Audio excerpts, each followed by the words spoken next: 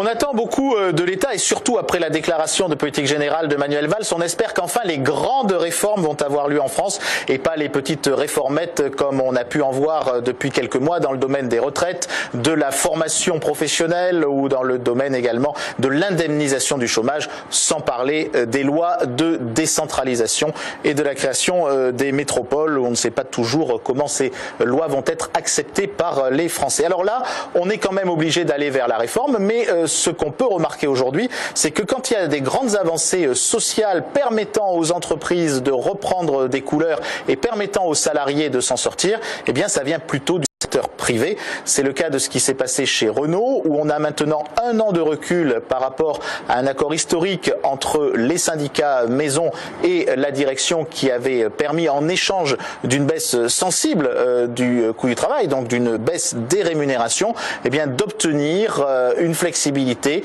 qui permettait donc le maintien notamment de sites de production en France. Eh bien cet accord signé chez Renault a apparemment bien marché pour l'entreprise. Les syndicats, les salariés s'en sont satisfaits et montrent qu'aujourd'hui le dialogue social a retrouvé de la vigueur dans l'entreprise. C'est donc surtout par des initiatives comme celle-là qu'on arrivera à sortir de la crise plus que par des grandes incantations venant du plus haut sommet de l'État.